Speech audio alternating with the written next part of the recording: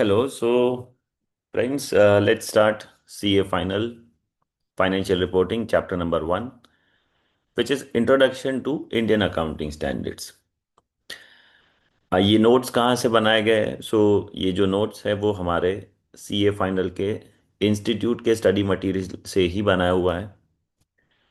इसको थोड़ा सा मैंने प्रिसाइज और सिंपल किया हुआ है, बट ये मटेरियल हमारा मॉड्यूल ही है CA फाइनल का।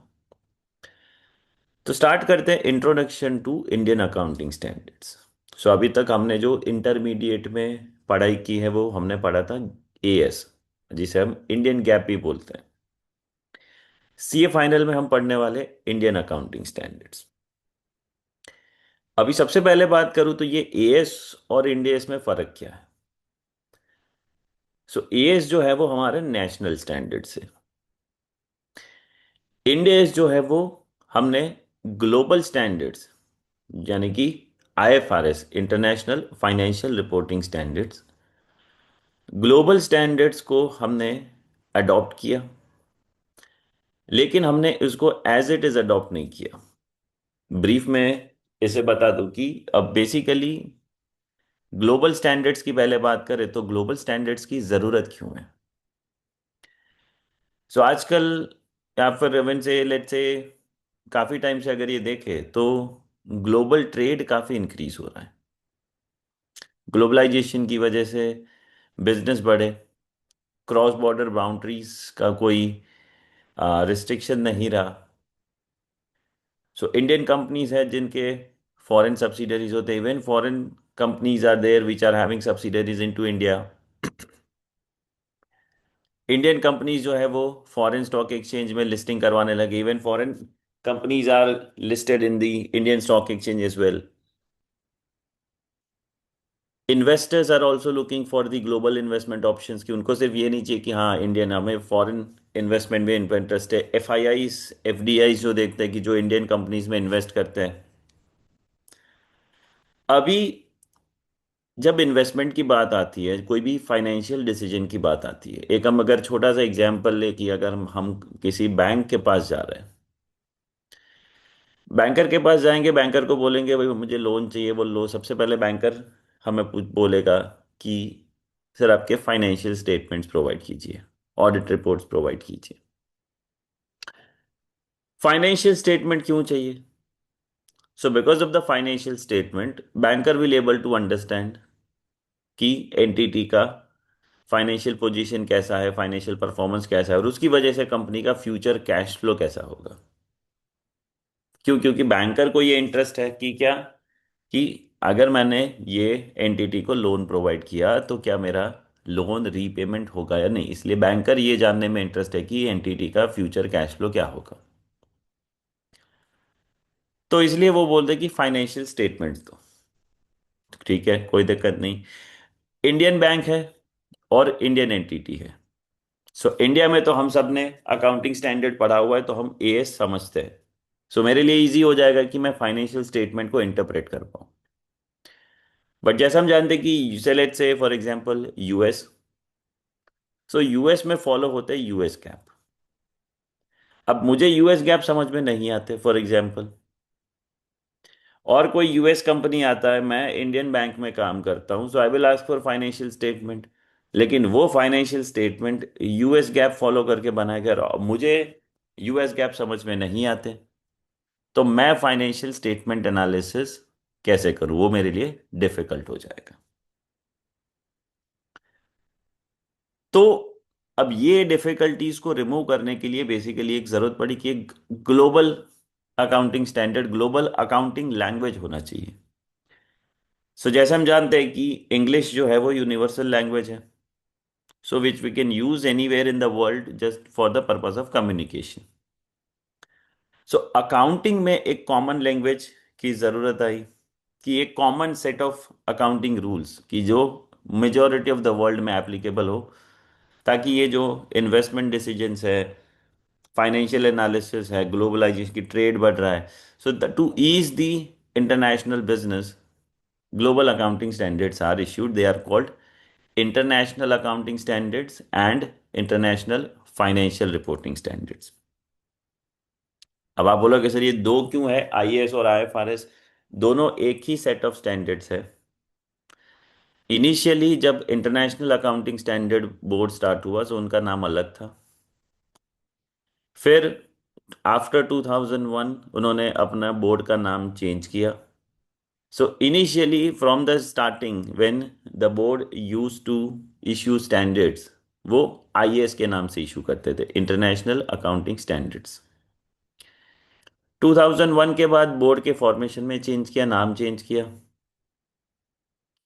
सो उसके बाद जो स्टैंडर्ड इशू करने लगे उनके नाम आ गए आईएफआरएस से इंटरनेशनल फाइनेंशियल रिपोर्टिंग स्टैंडर्ड्स। यानी कि जब हम ग्लोबल स्टैंडर्ड्स की बात कर रहे हैं तो आईएएस आईएफआरएस एक ही सेट ऑफ स्टैंडर्ड्स है। जैसे हमने एएस में देखा था कि टोटल हमारे पास 29 अकाउंटिंग स्टैंडर्ड्स है। सो जब हम ग्लोबल स्टैंडर्ड्स की बात करेंगे तो हम उसमें आईएएस आईएफआरएस दोनों एक सिंगल सेट है, खाली डेट से पहले prefix was different and after a specific date prefix was different. अभी इंटरनेशनल अकाउंटिंग स्टैंडर्ड बोर्ड का मोटिव यह था कि ये जो भी ग्लोबल स्टैंडर्ड्स है उसका यूज ज़्यादा से ज़्यादा हो अलग अलग कंट्रीज में। सो उन्होंने ग्लोबल स्टैंडर्ड्स को प्रमोट करना स्टार्ट किया। कुछ कंट्रीज ऐसे है कि जिन्होंने ये global standards as it is apply कर लिए, एक्सेप्ट कर लिए। अब यानी कि आप अगर अब बैलेंस शीट हमारे फाइनेंशियल स्टेटमेंट में देखो तो हम यहाँ पे लिखते हैं कि दिस फाइनेंशियल स्टेटमेंट जो नोट्स टू अकाउंट्स का पार्ट होता है। सो नोट्स टू अकाउंट्स में लिखा जाता है कि this financial statements are prepared based on accounting standards mentioned in section so and so of the companies act. तो जिस कंट्रीज ने आईएफआरएस को एज इट इज अडॉप्ट किया तो वो अपने नोट्स टू अकाउंट्स में ये मेंशन करते हैं कि the financial statements are prepared based on IFRS और आईएस अकाउंटिंग स्टैंडर्ड्स। कुछ कंट्रीज ऐसे हैं कि जिन्होंने आईएफआरएस को एज इट इज एक्सेप्ट नहीं किया। हाँ, उन्होंने एक्सेप्ट किया बट वो बोले कि नहीं, we will develop our own standards, we will develop our own standards based on the IFRS. India is one of the same. So IFRS हमें भी global standards of course accept करना था, but हमने उसको एज इट इज एक्सेप्ट नहीं किया। बोले हम आईएफआरएस रिव्यू करेंगे और उसके हिसाब से हम हमारे खुद के स्टैंडर्ड्स बनाएंगे, depending looking at the Indian economic situation. So तब जाके आए इंडियन अकाउंटिंग स्टैंडर्ड, वो है इंडेस। तो आप ये वर्ड भी सुनेंगे तो इसकी Ind AS are IFRS converged standards. So IFRS को कन्वर्ज करके यानी कि आईएफआरएस को ध्यान में रख के ऑलमोस्ट 95% जो कंटेंट है वो इंडेस और आईएफआरएस में सेम है, कोई फर्क नहीं है। फ्यू चेंजेस आर देयर जिसे हम कार्व इन या कार्व आउट बोलते हैं। कार्व आउट का मतलब क्या होता है कि कुछ ऐसी चीज जो ग्लोबल स्टैंडर्ड के अंदर दिया हुआ है, आईएफआरएस के अंदर दिया हुआ है, हमें लगता है कि वो अकाउंटिंग ट्रीटमेंट हमारे इंडियन इकोनॉमिक सिनेरियो में फिट नहीं बैठेगा, तो वो हमने वहां पे वो हमने चेंज किया, वो हमने हमारे रूल के अंदर नहीं इंक्लूड किया। सो that is called carve out. और कार्व इन का मतलब होता है कि ग्लोबल स्टैंडर्ड में नहीं है लेकिन हमने अपने एंड से कुछ ऐड किया है, कंसीडरिंग अवर सिनेरियो कि नहीं, हाँ ये this is the treatment what we want to apply. So that is called carve in. तो ये हमने बेसिक बातें करी कि भाई ग्लोबल स्टैंडर्ड्स कहाँ से आए, इंडिया ने कैसे इंडियन अकाउंटिंग स्टैंडर्ड्स अडॉप्ट किए, एक्सेट्रा। अभी सबसे पहले बात करूँ तो अकाउंटिंग स्टैंडर्ड्स।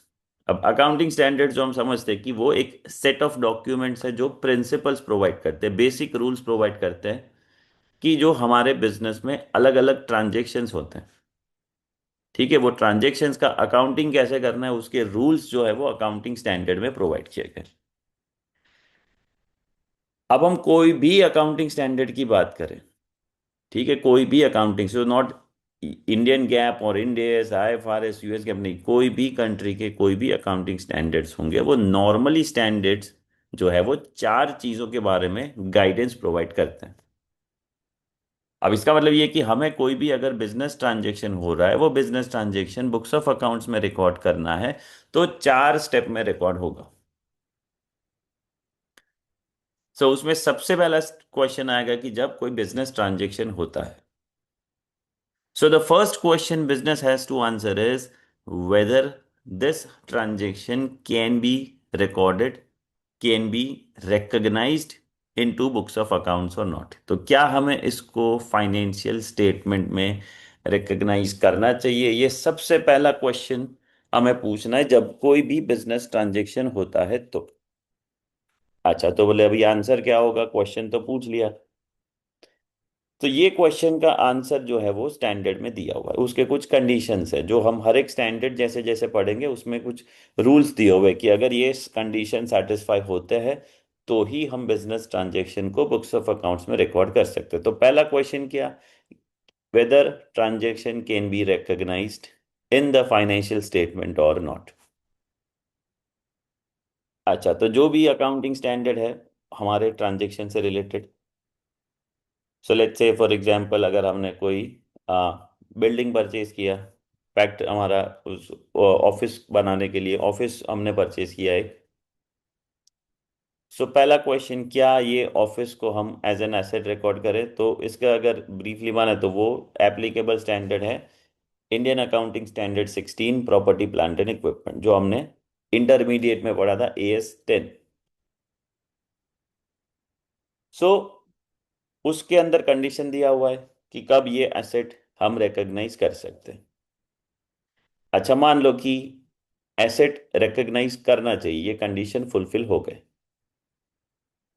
अब कंडीशन फुलफिल हो गया, रिकॉग्नाइज करना है, बट रिकॉग्नाइज करना है तो दूसरा क्वेश्चन आएगा कि अभी हम इसको क्या वैल्यू पे रिकॉर्ड करें, कितने वैल्यू पे करें, कॉस्ट पे करें, फेयर वैल्यू पे करें। इनिशियल हम जब फर्स्ट टाइम रिकॉर्ड कर रहे हैं तब कैसे वैल्यू करेंगे, रिकॉर्ड करने के बाद उसका वैल्यूएशन कैसे होगा। तो दूसरा क्वेश्चन आता है मेजरमेंट। तो ये मेजरमेंट के रूल्स भी आपको respective accounting standard depending on the business transaction वो हर एक स्टैंडर्ड के अंदर दिया हुआ है। सो पहला स्टेप रिकग्निशन, दूसरा स्टेप मेजरमेंट। अब मेजरमेंट वैल्यू भी डिसाइड हो गया, फिर तीसरा क्वेश्चन आएगा प्रेजेंटेशन। सो प्रेजेंटेशन की बात करें तो ये स्टैंडर्ड को रिकॉर्ड कैसे करें, मतलब सॉरी, ये जो हमारा बिजनेस ट्रांजेक्शन है उसको कहाँ पे रिकॉर्ड करना है? क्या ये मेरे स्टेटमेंट ऑफ प्रॉफिट लॉस में आएगा? क्या ये मेरे बैलेंस शीट में आएगा? क्या ये मेरे स्टेटमेंट ऑफ कैश फ्लो में आएगा? अच्छा, बैलेंस शीट में आएगा तो करंट होगा या नॉन करंट होगा? क्या मुझे इसका सेपरेट प्रेजेंटेशन करना है फेस ऑफ फाइनेंशियल स्टेटमेंट, या फिर उसको मैं ग्रुपिंग में डाल सकता हूँ? तो ये सारी चीज़ें प्रेजेंटेशन के बाद, तो वैल्यू डिसाइड हो गया, उसके बाद प्रेजेंटेशन, और लास्ट है डिस्क्लोजर।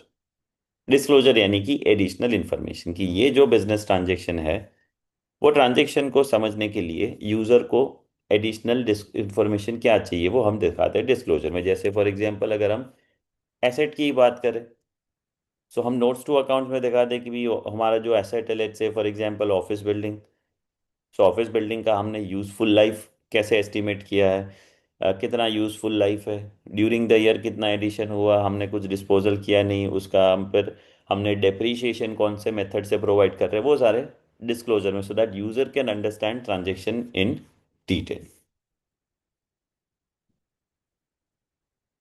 सो ये हो गया अकाउंटिंग स्टैंडर्ड की बात की। भी अकाउंटिंग स्टैंडर्ड क्यों जरूरी है, ग्लोबल स्टैंडर्ड्स कहाँ से आए, और वो किस टाइप का इंफॉर्मेशन हमें प्रोवाइड करते हैं।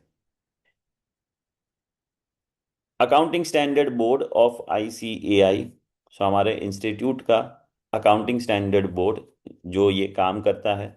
सो I ASB of ICAI has been involve in the formulation of accounting standards and standard setting process of the country. ICAI has also issued accounting standards which are applicable to entities other than companies and aligned with the accounting standards notified by MCA with certain differences. So Ind AS जो है वो ICAI issue करता है। हमारे जो accounting standards हैं जो हमने इंटरमीडिएट में पढ़े वो भी इंस्टीट्यूट ने इशू किए हैं। नॉन कॉरपोरेट एंटिटीज को क्या करना है, वही वो AS ही फॉलो करते हैं। नॉन कॉरपोरेट की पार्टनरशिप फर्म हो गया, या फिर जो कंपनीज जो है वो प्राइवेट लिमिटेड कंपनीज हैं जो लिस्टेड नहीं है। सो वो स्टैंडर्ड डेवलपमेंट का जो पूरा काम है वो अकाउंटिंग स्टैंडर्ड बोर्ड करता है। अब ये स्टैंडर्ड सबसे पहले समझे तो कोई भी स्टैंडर्ड इश्यू होता है वो हमें पता, हमें तो देख लिया स्टैंडर्ड, लेकिन ये प्रोसेस क्या है, स्टैंडर्ड बनता कैसे है। सो पहले क्या करता है कि ASB issues a discussion paper for public comments. तो सबसे पहले अकाउंटिंग स्टैंडर्ड बोर्ड एक डिस्कशन पेपर इशू करता है कि कोई एक बिजनेस ट्रांजैक्शन के ऊपर चलो डिस्कस करते हैं, कि सबके अपने अपने व्यू पॉइंट्स क्या है, आप बताओ कि इसका अकाउंटिंग ट्रीटमेंट क्या होना चाहिए। सो वो डिस्कशन पेपर के ऊपर जो टॉपिक दिया हुआ है उसके ऊपर कमेंट्स आते हैं। वो कमेंट्स को रिव्यू करने के बाद एक ड्राफ्ट अकाउंटिंग स्टैंडर्ड बनता है। अब वो जो ड्राफ्ट बन गया, अभी ड्राफ्ट में क्या है कि अकाउंटिंग स्टैंडर्ड बोर्ड के अपने कुछ थॉट्स थे, वो थॉट्स के हिसाब से उन्होंने एक डिस्कशन पेपर बना कि भाई ये फॉर एग्जांपल लेट्स से कि क्रिप्टो करेंसी की अगर हम बात करें, सो क्रिप्टो करेंसी के ऊपर मैं अपने थॉट्स डालूंगा। Let's say for example I am accounting standard board and you guys are say the stakeholders, various public stakeholders. So मैं क्या करता हूँ कि मेरे हिसाब से मैंने क्रिप्टो करेंसी के अकाउंटिंग के लिए एक ड्राफ्ट तैयार किया कि भाई this is what it should be. फिर मैंने वो आपके पब्लिक कमेंट के लिखे थे कि देखो ये मेरा सोच है, आप अपने व्यू पॉइंट्स बताओ, आपके एक्सपीरियंस के हिसाब से इसमें कुछ चेंजेस करना चाहिए, व्हाट डू यू थॉट। तो वो आपके कमेंट्स आएंगे, अच्छा वो कमेंट्स को कंसीडर करके फिर मैं एक उसमें रिवाइज करूंगा जो मेरा डिस्कशन पेपर था। फिर ड्राफ्ट बनेगा तो वो ड्राफ्ट में वापस आपको इशू करूंगा कि देखो पहला मेरा ये ओरिजिनल डॉक्यूमेंट है, फिर उसके ऊपर आपने कमेंट्स दिए, आपके कमेंट्स को कंसीडर करके this is I have revise the draft. अच्छा वो ड्राफ्ट में भी I will ask for your views, ठीक है, भी उसमें भी अगर आपके जो भी कमेंट्स आए वो कमेंट्स को इनकॉर्पोरेट करके फिर एक फाइनल अकाउंटिंग स्टैंडर्ड बनता है। ठीक है, सो दो बार हो गया, पहले जाता है डिस्कशन पेपर, डिस्कशन पेपर पे कमेंट्स आते हैं, तो कमेंट्स को कंसीडर करके एक ड्राफ्ट स्टैंडर्ड बनता है, फिर ड्राफ्ट को वापस इशू किया जाता है पब्लिक कमेंट्स के लिए। वो कमेंट्स को फाइनली इनकॉर्पोरेट करने के बाद फाइनल स्टैंडर्ड, फाइनल डॉक्यूमेंट तैयार होता है। फिर वो जो फाइनल ड्राफ्ट है वो हम देते हैं नाफरा को, नेशनल फाइनेंशियल रिपोर्टिंग अथॉरिटी, जो गवर्निंग बॉडी है कि जो जिसका responsibility look after the financial irregularities in the country. So NFRA को ये डॉक्यूमेंट दिया जाता है, नाफरा उस पर रिव्यू करेंगे, नाफरा अपने कमेंट देंगे, और नाफरा के अप्रूवल के बाद जो गवर्नमेंट ऑफ इंडिया है वो through ministry of corporate affairs कोई भी जो नया स्टैंडर्ड है एएस या इंडेस वो नोटिफाई करेंगे। ठीक है, तो ये हो गया सिनारियो। इंडिया की बात करें तो इंडिया में सिनारियो क्या है। सो इंडियन अकाउंटिंग स्टैंडर्ड्स आने से पहले अकाउंटिंग स्टैंडर्ड बोर्ड ने अलग अलग एएस इशू किए थे जो हमने इंटरमीडिएट में पढ़ लिए। फेब्रुवरी 2002 तक वो काम चालू था, टोटल अभी तक 27 अकाउंटिंग स्टैंडर्ड्स है जो आईसीआई ने इशू किए थे। एएस यानी कि हम इसको हम आप अलग टर्म में बोले तो इंडियन गैप, और मैं ये सेम स्टैंडर्ड्स की बात कर रहा हूँ जो आपने सीए इंटरमीडिएट में पढ़ा है। तो ये एएस किसको अप्लाई होगा।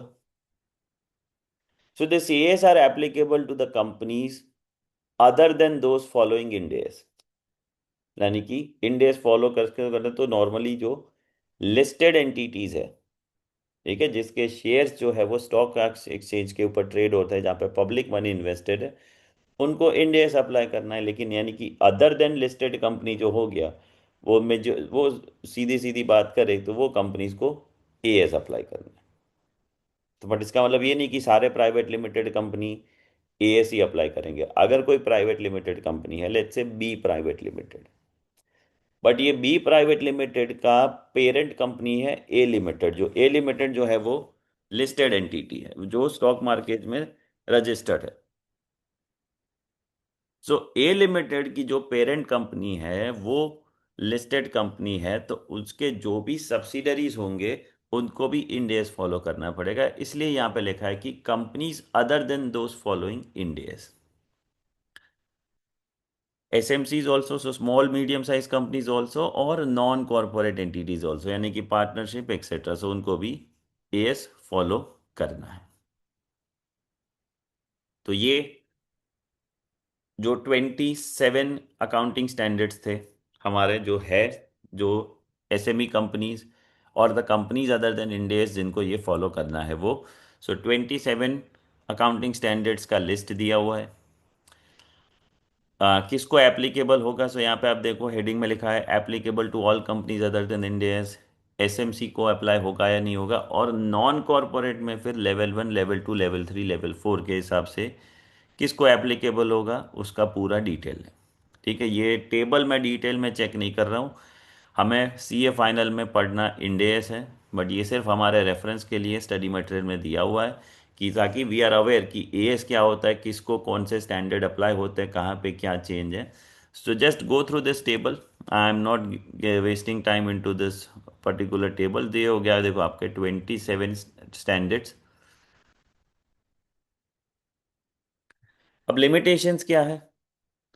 तो जैसा हमने ऑलरेडी डिस्कस किया कि फॉरेन फंड्स आने लगे, एफडीआईज, FIIs, following were few of rising complexity which were not explicitly and comprehensively dealt by AS, and it was needed to have guidance around the same to witness consistent accounting treatment by the entities.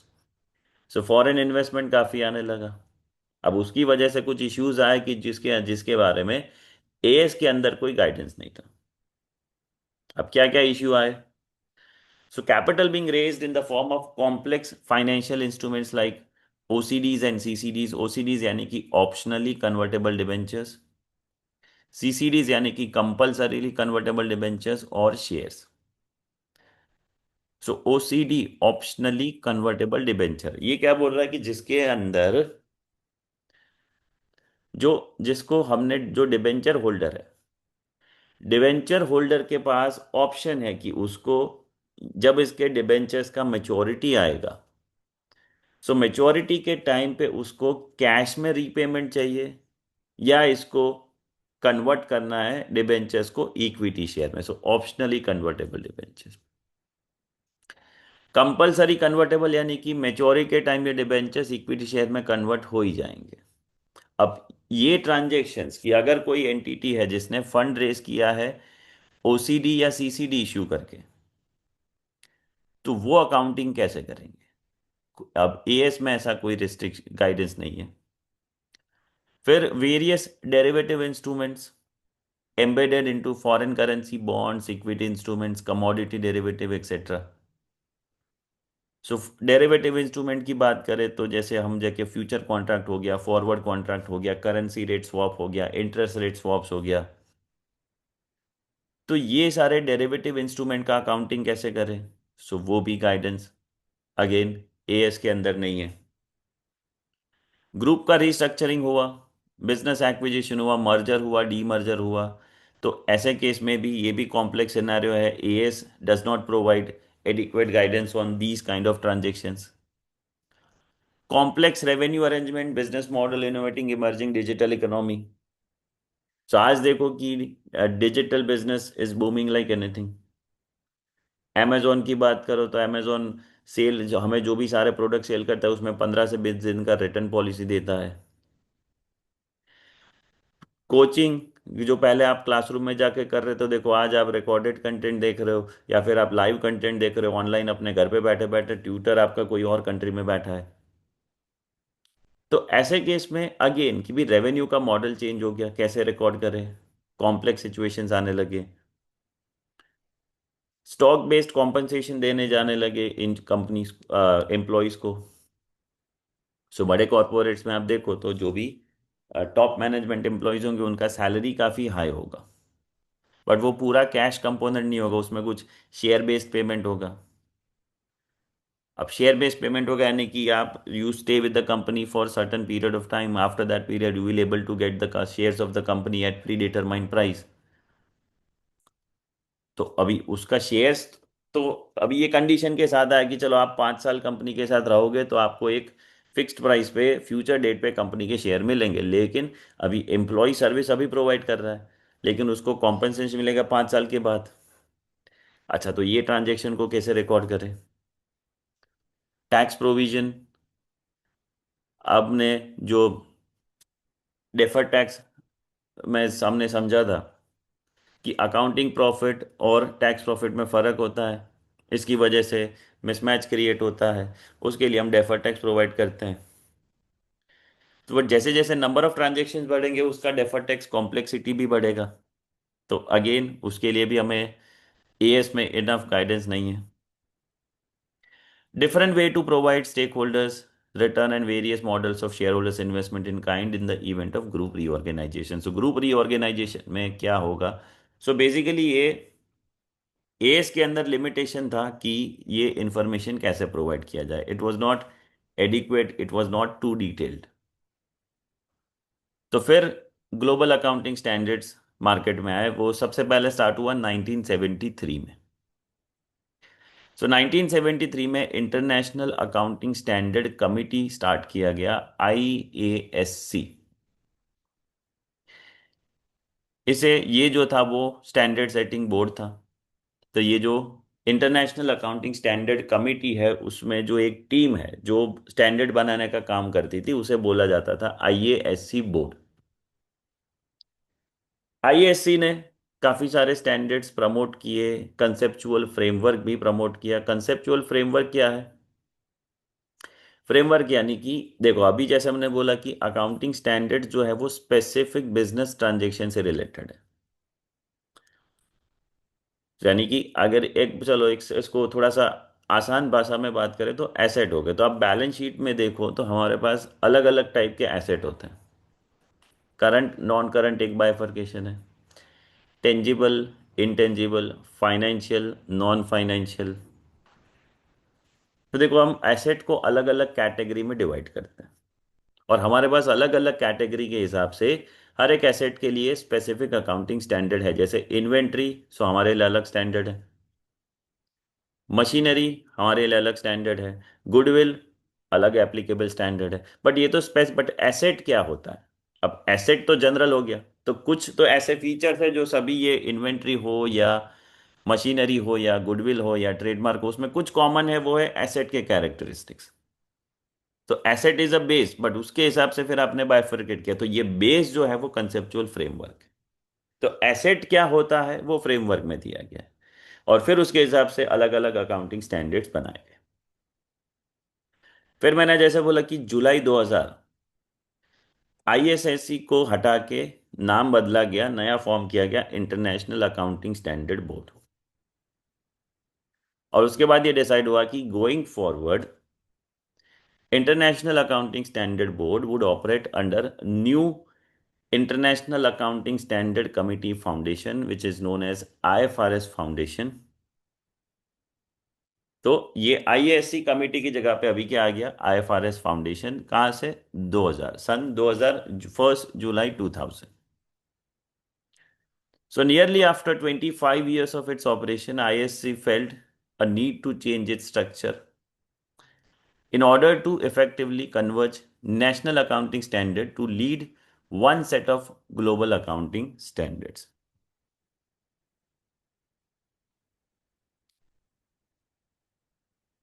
So as a result, International Accounting Standard Board was formed in 1st of July 2000. ISAB में members जो है they are responsible for development and publication of IFRS। उसमें एक interpretation committee भी होता है कि interpretation committee assist the board in improving financial reporting through timely assessment, discussion and resolution of financial reporting issues identified with IFRS framework. So framework आ गया या फिर से कोई स्टैंडर्ड इशू कर दिया, स्टैंडर्ड इशू किया, इंडस्ट्री को इशू किया, इंडस्ट्री से कुछ क्वेरी आने लगा कि भाई यार ये फाइनेंशियल ट्रीटमेंट कैसे, this is we are finding some difficulties. तो वो इश्यूज आइडेंटिफाई करता है ये इंटरप्रिटेशन कमेटी और वो बोर्ड के साथ बोर्ड को असिस्ट करता है। कमेटी के पास कोई पावर नहीं है, बट हाँ वो अप्रूवल तो बोर्ड के पास ही जाएगा। बट अगर कोई इश्यूज अराइज होता है कि चलो कोई स्टैंडर्ड इम्प्लीमेंटेशन में कोई इशू है, चलो जिसमें कोई मेजरमेंट रूल दिया गया है कि लेट्स से फॉर एग्जांपल कि आपको मार्केट वैल्यू निकालना है फॉर सर्टेन असेट और मार्केट वैल्यू पॉसिबल नहीं है, तो ये एक इश्यू हो गया, मार्केट वैल्यू फाइंड आउट करना रिलायबल नहीं है, तो इस ऐसे केस में क्या करें? सो इंटरप्रिटेशन कमिटी इज, इसका रिस्पॉन्सिबिलिटी ये है कि ये कंटिन्यूअस बेसिस पे ऐसे कुछ इश्यूज है तो उसका असेसमेंट करते रहें, बोर्ड के साथ डिस्कस करें और उसका रेजोल्यूशन लेके आए। सो आज की डेट में जो वाइडली अडॉप्टेड अकाउंटिंग स्टैंडर्ड्स है वो एक है यूएस गैप, जो US financial accounting standard board ने डेवलप किया है, और दूसरे हो गए आईएफआरएस। ये हमने ऑलरेडी डिस्कस कर लिया कि accounting standards, global standards India में क्यों ज़रूरत पड़ी, क्रॉस बॉर्डर ट्रांजेक्शन्स होने लगे, इन्वेस्टर्स को रिस्क डाइवर्सिफाई करना है, ग्लोबल अपॉर्चुनिटीज चाहिए, क्रॉस बॉर्डर ट्रांजेक्शन्स इंक्रीज होने लगे, क्रॉस बॉर्डर लोन एप्लीकेबल होने लगा। तो अगेन जैसे कि अलग अलग टेरिटरी में अगर अलग अलग अकाउंटिंग रूल होंगे, so then it is not going to help. So ये सारी चीज़ों को ध्यान में रख के India made commitment towards the convergence of Indian accounting standard with IFRS in G20 summit in 2009। So 2009 में इंडिया ने बोला G20 में कि हाँ अभी हम ग्लोबल स्टैंडर्ड्स एक्सेप्ट करेंगे। बेनिफिट क्या होता है? सो बेनिफिट में ये है कि एक तो ट्रांसपेरेंसी बढ़ता है। ट्रांसपेरेंसी बढ़ेगा तो उसकी वजह से क्या होगा कि कंपैरिजन बेटर होगा। अब सेम अकाउंटिंग रूल्स फॉलो करके इंडिया का भी कंपनी वैसे ही अकाउंटिंग कर रहा है, कोई कंपनी यूके में लंदन में बैठा है उसका भी सेम अकाउंटिंग है, तो मैं दोनों चीज़ों को बेटर तरीके से कंपेयर कर सकता हूँ, तो क्वालिटी ऑफ फाइनेंशियल इंफॉर्मेशन बढ़ता है। इन्वेस्टर और जो दूसरे मार्केट पार्टिसिपेंट है वो एक बेहतर इन्फॉर्म्ड तरीके से अपना डिसीजन ले पाएंगे। जितने भी गैप्स होंगे अलग अलग से स्टैंडर्ड्स के अंदर, वो गैप्स रिड्यूस होंगे क्योंकि अब सभी लोग एक सेम जैसा ही अकाउंटिंग ट्रीटमेंट प्रोवाइड कर रहे हैं। फाइनेंशियल मार्केट का भी एफिशिएंसी बढ़ेगा क्योंकि अभी इन्वेस्टर को और ज़्यादा अपॉर्चुनिटीज मिलेगी, ग्लोबल इन्वेस्टेशन होगा, तो capital allocation would be better in this case. तो ये कुछ बेनिफिट्स है कि भाई रिस्ट्रिक्शन है नहीं कि मुझे इंडिया में ही इन्वेस्ट करना है, I can invest in Singapore, I can invest in Canada. So जैसा हमने स्टार्टिंग में डिस्कस किया कि आईएफआरएस दो तरीके से अडॉप्ट एक्सेप्ट किए गए, एक की भी एज इज अडॉप्शन और दूसरा था कन्वर्जेंस। सो पहले अडॉप्शन की बात करें, सो country applying IFRS would be implementing IFRS in the same manner as issued by IASB, and it would be 100% compliant with guidelines issued by IASB. So countries like Canada, Bahrain, Cambodia, etc., they have adopted IFRS as it is. So उन्होंने कोई change नहीं किया, उन्होंने accept कर लिया कि हम IFRS ही accept करेंगे, हमें हमारे स्टैंडर्ड नहीं बनाने। और कन्वर्जेंस में क्या होता है कि national accounting standard board would work with ISAP to develop high quality accounting standards over a period of time.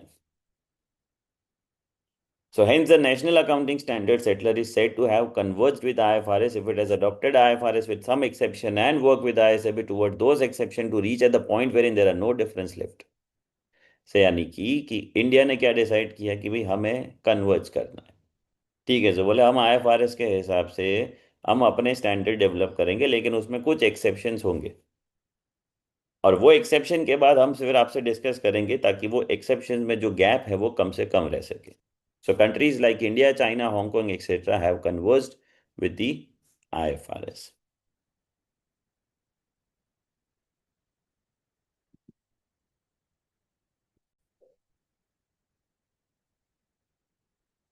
तो अभी नेक्स्ट पॉइंट है process of development and finalisation of accounting standards.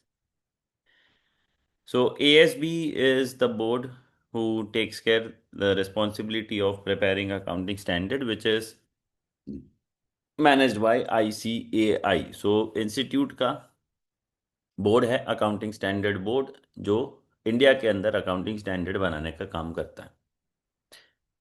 सो पहले होता है कि central government prescribes the standards of accounting or any addendum thereto as recommended by ICI in consultation with and after examination of the recommendation made by NAFRA. So institute का काम जो है वो खाली अकाउंटिंग स्टैंडर्ड बनाना है. Institute के not prescribe, institute के not और गिव ऑर्डर की कौन से अकाउंटिंग स्टैंडर्ड किसको अप्लाई करना है, वो पावर सिर्फ गवर्नमेंट ऑफ इंडिया के पास है, central government. So central government has power to issue accounting standards. But वो कौन से स्टैंडर्ड्स, जो रिकमेंडेशन कौन करता है, ICAI.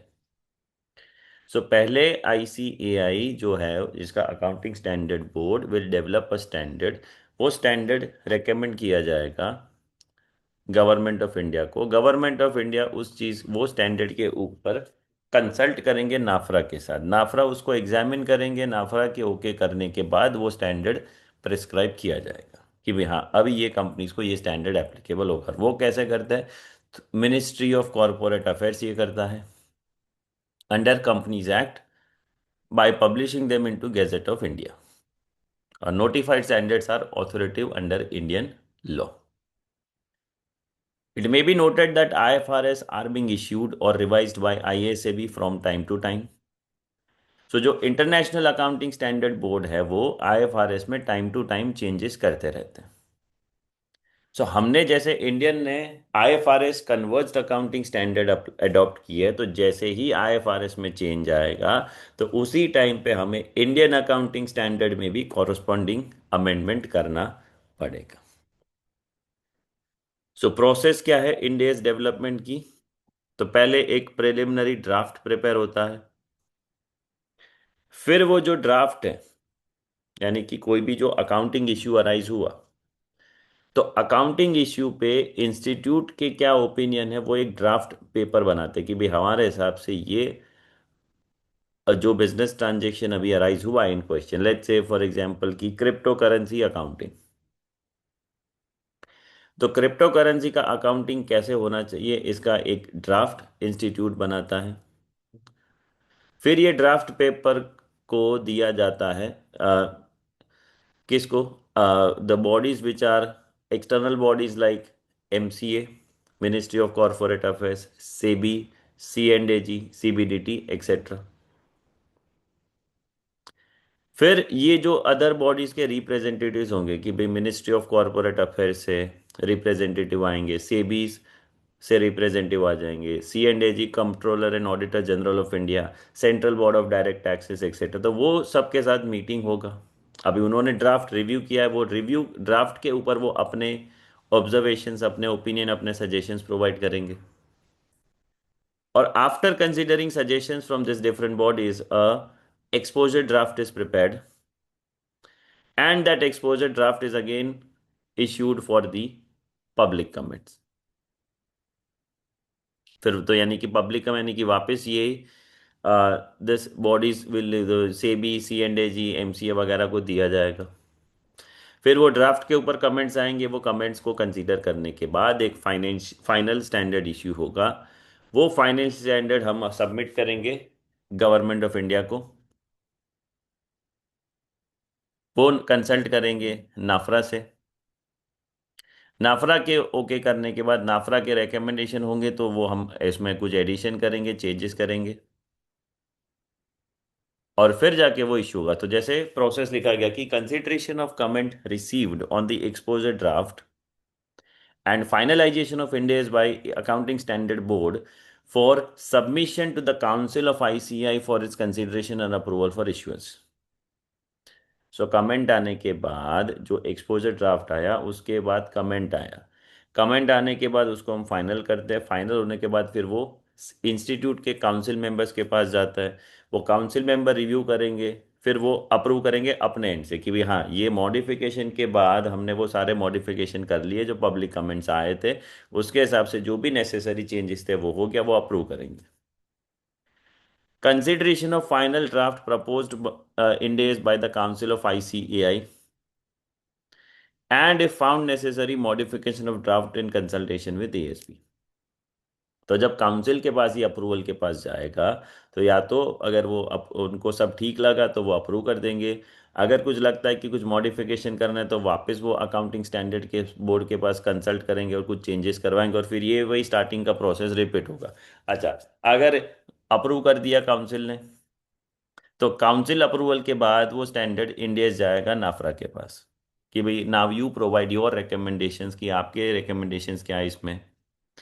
Nafra reviews and provide inputs final होने से पहले आईसीआई को, और एक बार नाफरा के इनपुट के बाद, फाइनल होने के बाद, ministry of corporate affairs notifies Ind AS under the companies act for companies to follow with announcement of applicability date, की कौन सी डेट से एप्लीकेबल होगा, किस कंपनीज को एप्लीकेबल होगा, वो ministry of corporate affairs decide करेगा। So transition from AS to इंडेस।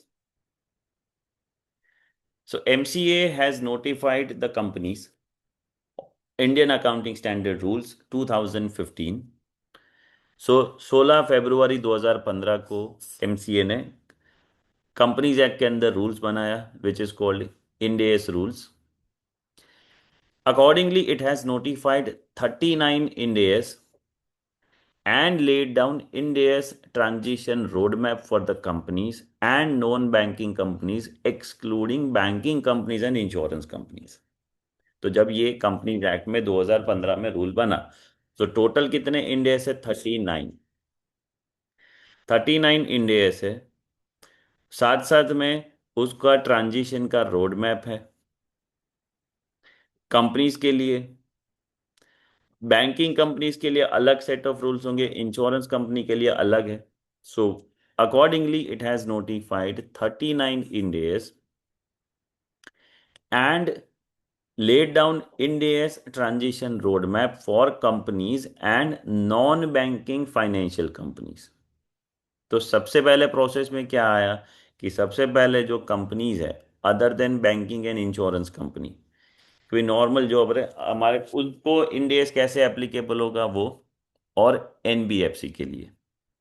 Banking companies के लिए क्या एप्लीकेबल होगा, कब से एप्लीकेबल होगा, इंश्योरेंस कंपनी के लिए वो उनका नोटिफिकेशन अलग से लेंगे। कि जो 2015 में पहला हमने इंस्टीट्यूट ने काम किया वो ये था कि कंपनीज के लिए पहले नोटिफाई कर दो what process they have to follow. ये लिस्ट है 101, 102, 103, 105, और इंडेस के नाम है। अब यहाँ पे देखो फिर 1, 2, 7, 8, 10।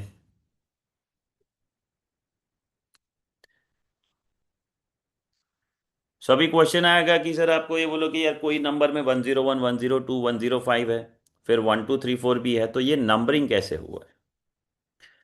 तो जैसा हमने आगे डिस्कस किया कि 1973 में international accounting standard committee established हुआ था, और उस टाइम पे वो लोग ग्लोबल स्टैंडर्ड्स बनाने का काम करते थे।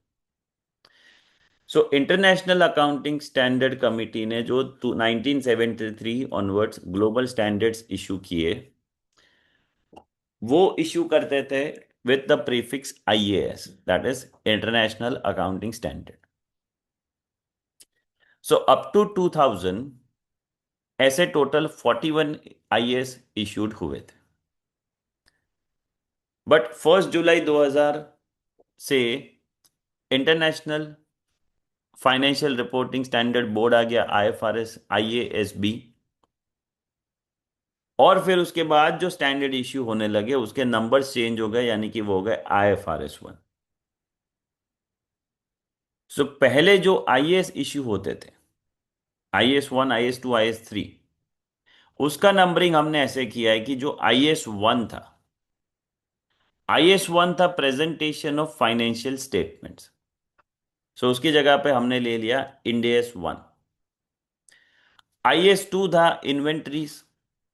सो उसके जगह पे हमारा आ गया इंडेस 2, इन्वेंट्रीज एंड सो ऑन। अभी तो आईएएस 1 भी रिप्लेस होने वाला है, इसकी जगह पे आ जाएगा इंडेस 118, प्रेजेंटेशन ऑफ फाइनेंशियल स्टेटमेंट। ये आईएफआरएस 18 जो है वो आईएएस 1 अबॉलिश होने जा रहा है, 1 जनवरी 2027 से ग्लोबली आईएफआरएस 18 अप्लाई होगा। So accordingly we are also going to apply Ind AS 118। 2000 के बाद जैसा हमने बोला कि इंटरनेशनल अकाउंटिंग स्टैंडर्ड बोर्ड, उन्होंने जो स्टैंडर्ड इशू किए उसके आगे प्रीफिक्स आया था आईएफआरएस। सो जो आईएफआरएस 1 है, आईएफआरएस 1 ये बोला कि first time adoption of IFRS standard, IFRS 1 बोला कि जब कोई कंपनी पहली बार IFRS अप्लाई करेंगी तो उनको क्या करना पड़ेगा। सो अभी तक उन्होंने अपने नेशनल स्टैंडर्ड के हिसाब से फाइनेंशियल स्टेटमेंट बनाया, अभी उनको इन IFRS के हिसाब से बना है, तो उनको ट्रांसलेशन करना पड़ेगा, ट्रांजिशन करना पड़ेगा। तो ये ट्रांजिशन जैसे होगा तो उसका गाइडेंस है IFRS 1 के अंदर। तो IFRS 1 जो है वो हमारा हो गया IND AS 101। तो IFRS प्रीफिक्स वाले जो है उसके लिए हमने नंबर दिया 101, 102, 103 एंड सो ऑन। जैसे IFRS 2 है शेयर बेस्ड पेमेंट, तो उसको हमने कर दिया IND AS 102। ठीक है, सो ये this is how the numbering is done. So IAS के लिए नॉर्मल 1 2 3 4 नंबर, और IFRS के लिए 10 वाली सीरीज अप्लाई की, 101, 102 एक्सेट्रा।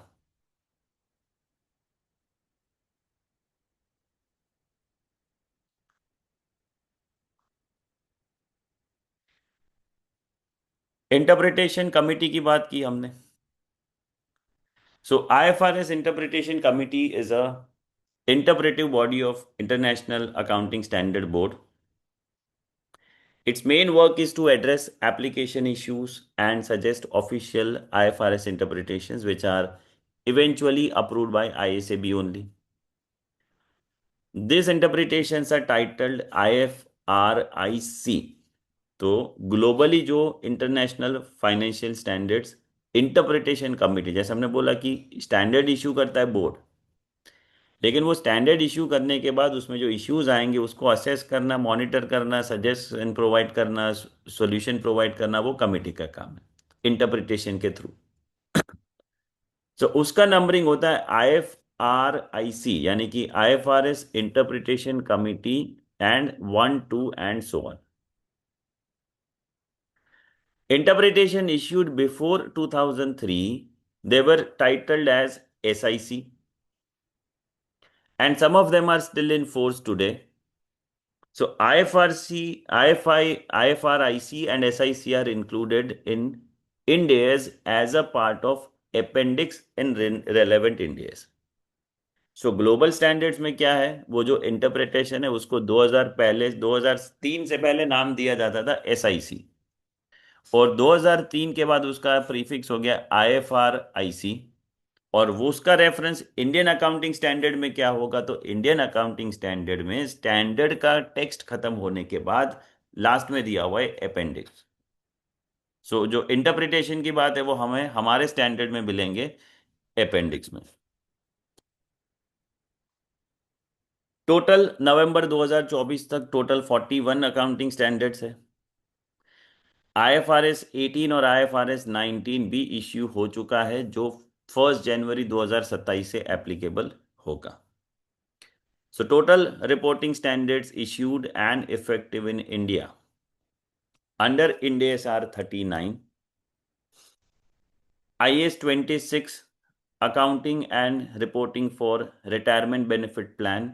तो एक IAS 26 है जो ग्लोबल स्टैंडर्ड्स में है कि रिटायरमेंट बेनिफिट प्लान का रिपोर्टिंग कैसे करे, वो अभी तक इंडिया में नोटिफाई नहीं हुआ है। IAS 39 contains only part relating to hedge accounting, which is still valid globally as continuation of the part permitted globally. But in India, only Ind AS 109 corresponding to IFRS 9 hedge accounting is permitted. Hence, the part of IAS 39 is not relevant and no equivalent Ind AS exist in India. So ये क्या बोल रहे हैं कि एक standard है IAS 39, जो क्या बोलते कि हेज अकाउंटिंग कैसे करेंगे। अब ग्लोबली ये IAS अभी है। IFRS 9 जो है वो भी फाइनेंशियल इंस्ट्रूमेंट की बात करता है, उसमें भी हेजिंग की बात की गई है। सो हमने IFRS 9 के हिसाब से 109 हमने डेवलप कर लिया, बट हमने IAS 39 we are not considering it. So IAS 39 में जो हेजिंग रिलेटेड रिक्वायरमेंट होंगे वो हमें कंसीडर नहीं करने इंडिया के लिए। हम सिर्फ फॉलो करेंगे IFRS 9 यानी कि Ind AS 109। So total interpretation अभी तक जो इंटरप्रिटेशन कमिटी है दे आर टोटल 20। ये सारे के सारे जो 20 जो इंटरप्रिटेशन है वो हमारे अपेंडिक्स में है। जो टोटल इंडिया के हिसाब से हमने टोटल 18 अपेंडिक्स इशू किए गए रेलेवेंट टू रिस्पेक्टिव स्टैंडर्ड।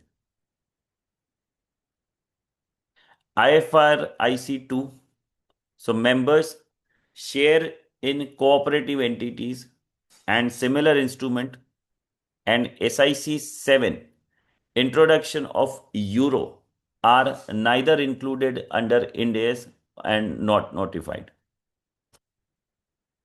तो यानी कि दो चीजें, तो टोटल इंटरप्रिटेशन 20 है, हमारे 18 है, तो दो कौन से नहीं है?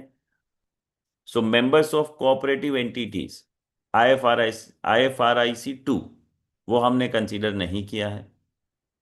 और SIC यानी कि इंट्रोडक्शन ऑफ यूरो, सो वो हमने कंसीडर नहीं किया, तो वो दो फर्क है। However, Appendix C into Ind AS 103 business combination was developed and additionally included in India, for which no corresponding IFRIC और SIC is available. So, एक एक्स्ट्रा हमने बिजनेस कॉम्बिनेशन के लिए एक अलग से अपेंडिक्स डेवलप किया है, जो ग्लोबल स्टैंडर्ड में नहीं है। तो जैसे हमने बोला कि हमने एज इट इज अडॉप्ट नहीं किया है, सो हमने क्या किया है, कन्वर्ज किया है। तो कन्वर्ज करेंगे तो हम क्या करेंगे, कार्विन और कार्व आउट्स यहाँ पे होंगे।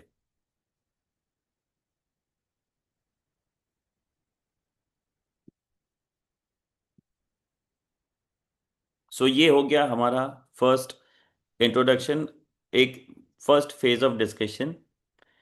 आगे का discussion, introduction about the Indian accounting standard, हम करेंगे नेक्स्ट वीडियो क्लास में। और उसके बाद फिर हम will move on to the conceptual framework of financial reporting.